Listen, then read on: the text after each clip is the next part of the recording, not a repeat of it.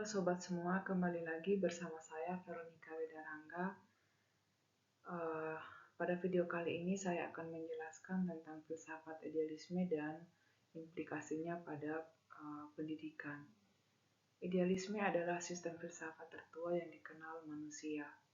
Aliran idealisme adalah salah satu aliran dalam filsafat pendidikan yang menekankan peran ide, nilai-nilai, dan pemikiran konseptual dalam proses pendidikan. Idealisme ini sangat dianggap memiliki peran penting dalam dunia pendidikan karena memiliki pandangan bahwa hakikat segala sesuatu ada pada tataran ide. Ada beberapa tokoh dalam aliran idealisme ini. Yang pertama itu ada Plato, Georg Wilhelm Friedrich, kemudian ada Immanuel Kant, Victor Frederick Schelling, Joyce Royce, dan Bernard Bosanquet. Pada tahun 427 sampai dengan 347 sebelum Masehi, Plato secara luas telah menduduki puncak tinggi filsafat Yunani, di mana Plato merupakan bapak idealisme atau pencetus filsafat idealisme. Saat ini idealisme dipopulerkan oleh Plato. Ia berpandangan bahwa kebenaran-kebenaran universal itu pada setiap aspek kehidupan termasuk politik, agama, etika, dan pendidikan. Meskipun filsafat idealis sangat bervariasi dalam banyak hal yang spesifik, mereka setuju pada 2 poin, yaitu yang pertama, roh manusia adalah elemen terpenting dalam kehidupan. Dan yang kedua, alam semesta pada dasarnya adalah non-material dalam sifat utamanya. Jika kita mempelajari prinsip-prinsip dasar, idealisme mengajukan argumen bahwa realitas seperti yang kita rasakan adalah konstruksi mental. Ini berarti bahwa pengalaman adalah hasil dari kemampuan indrawi pikiran manusia dan bukan karena realitas ada dalam diri sendiri sebagai identitas independen. Dalam istilah filosofi, ini berarti bahwa seseorang tidak dapat merasakan keberadaan hal-hal di luar ranah intelek. Pada konsep filsafat idealisme terbagi menjadi 4. Yang pertama, ada metafisika, yaitu secara absolut kenyataan sebenarnya adalah spiritual dan rohania.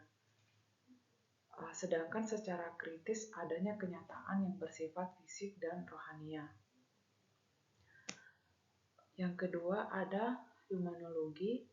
Konsep ini mengarah pada jiwa dikaruniai kemampuan berpikir yang dapat menyebabkan adanya kemampuan memilih. Kemudian yang ketiga ada episteologi, yaitu konsep ini lebih pada pengetahuan yang benar diperoleh melalui intuisi dan review kembali melalui berpikir. Yang keempat ada aksiologi. Konsep ini mengarah pada kehidupan manusia yang diatur oleh kewajiban-kewajiban moral yang diturunkan dari pendapat tentang kenyataan atau metafisika.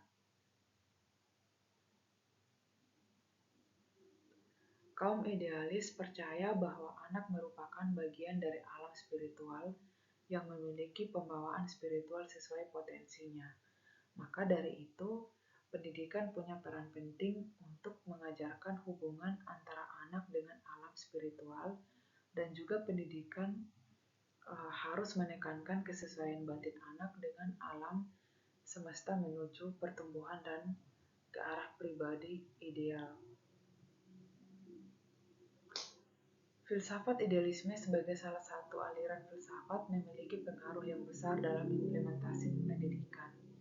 Filsafat pendidikan idealisme dapat ditinjau dari 3 cabang filsafat. Yang pertama, ontologi, yaitu sebagai cabang yang merubah atas teori umum mengenai semua hal.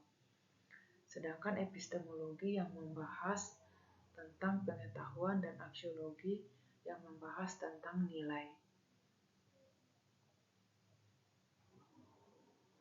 Menurut Power pada tahun 1982 dalam buku Filsafat Pendidikan karya Jasrin Effendi Pohan pada tahun 2019 menyebutkan bahwa implikasi filsafat pendidikan idealisme ada 5 aspek. Yang pertama, aspek tujuan untuk membentuk karakter, mengembangkan bakat dan kebaikan sosial. Yang kedua, aspek kurikulum, yaitu pendidikan liberal untuk mengembangkan kemampuan dan pendidikan praktis untuk mencapai pekerjaan. Yang ketiga, metode diutamakan metode dialektika. Kemudian yang keempat, peserta didik dibebaskan untuk mengembangkan bakat, kepribadian, dan kemampuan dirinya. Yang kelima, pendidikan bertanggung jawab dalam menciptakan lingkungan pendidikan kerjasama dengan alam. Nah, untuk materi filsafat idealisme pada kali ini hanya sampai di sini. Semoga dapat bermanfaat untuk kita semua dan saksikan di video selanjutnya nanti. Terima kasih.